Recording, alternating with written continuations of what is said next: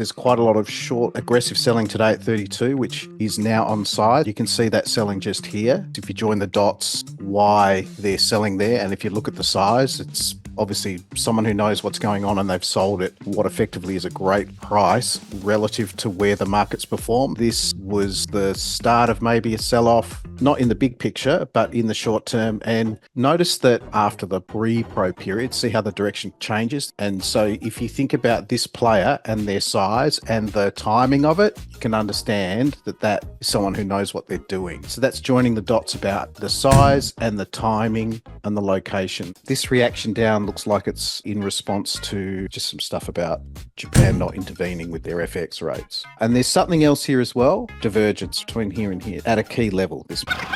So using multiple points of evidence, that was never a long trade. So the next playbook trade is, can we get through here? So that transition that I just deleted, I think that that might be broken now. And so it's potentially a trap because I've just removed it. So there's a transition that's now gone. So that in itself is nothing. It's about joining all the dots. So there's a transition that may be gone, in which case we get the playbook trade.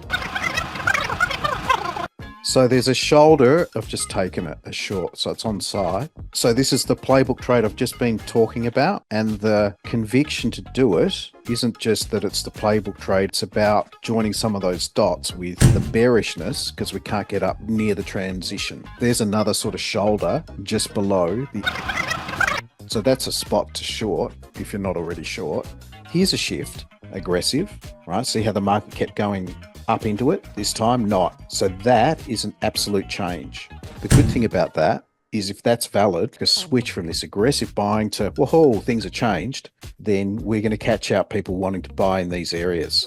So potentially this is an absolute monster short. Why? Because this is such a powerful concept, passive versus aggressive. And if others haven't picked up on it, it helps us out. Because what do we know about this week? It's just been this unbelievable push to the upside, hasn't it? Do you know how many traders are just going to look for a pullback to get long? Heaps. Okay, so we could have a big trade here. And you know when it started? At the post pre-pro, right? That's when the shift happened. And I get back, so joining the dots, remember that seller I told you about? See how they know? That in isolation without all the other things, whoopee-doo. But once you start to see it plus the other things, then you start to see how that actually is a really important piece of evidence. Now, could I be wrong with this narrative? Absolutely. That's why we have a framework with which to engage in the market, to allow for me to be wrong. But I'm not taking profits here because there's too much to suggest there's a big whopping short, which is counter to what everything is showing us on the big view charts, isn't it?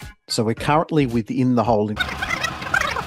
So I've been able to line up a whole bunch of stuff. Another big factor in the bunch of stuff is we've got a huge playing field, massive one.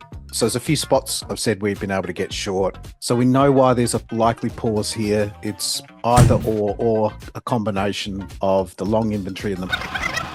So this is like evidence gathering along the way. If this market was going to be aggressively bought up, where would buyers step in? So this area here, they'd step in at the edge here. They haven't. See that?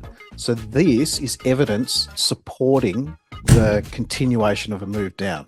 This also shows you that most of the business from yesterday, that's offside. So there's a couple of things in here that are important that support the short trade.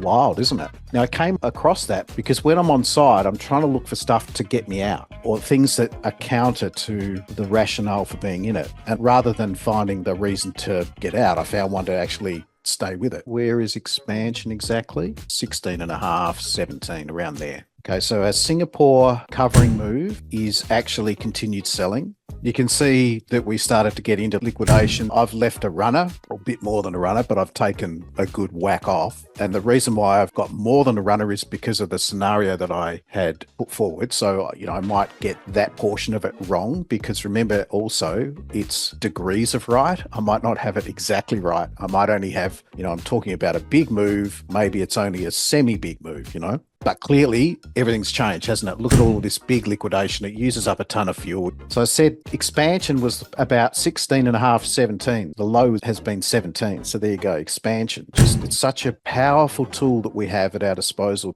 Okay, so we're through our 17. Beautiful. Okay, now this is So I took some money here because I don't know whether or not we can hold this. So I took 60% off into 17, 20% front running, and I've got another 20 running. That might be a market maker there trying to get a feel for what participants want to do. It's like, do people want to buy here or not? Well, at this stage, they don't. So this to me is the market maker trying to find out what other participants want to do. So they're effectively asking the question that we want to know. Okay, so the market makers now said, well, no one has come to the party. Let's see if we can make it more attractive. And they might want the market up here. We don't know. So this is an invitation to see if the market will accept doing business here. Wouldn't be going short where we are. This has got every look of we're going to pop up for a bit, hasn't it? I just mentioned what's different about it. So I'm going to take some more money, unfortunately. But this is what managing a trade is about. Wow, look at that. Now, that's absolutely changed things, hasn't it? But can you see how we were already observing the changes? It's a ton of business. The other thing too is, where I put expansion, and you can see it, have a look how the market has changed since. See what happens post-expansion? It's such a different market behavior, isn't it? Okay, I've got flat, and the reason being, clearly the environment's changed. And I'm not just talking about the shape of the chart, it's about how the participants are engaging. Okay, I'm back on the short side. I'll just show you my executions there of the profit taking. So this is the first area, as I mentioned, this was 60% off. That was another 20, and then I split the last 20 in half. That's getting flat, and I've basically just got back in where I got flat. And that's on side. This is not the same size as how I initially went in. This is the same size as this position here. So I'm looking at re-engaging this position to get down to the predetermined areas that we spoke about. So I've just basically gone back in once I have seen the key area that we were monitoring hold up. Very small cushion, so I should be able to avoid any sort of heartache here, given that it's already in my favor. And that obviously helps being able to manage the downside of trades when you get them to move on side very quickly, which is a big part of what we do, not take heat.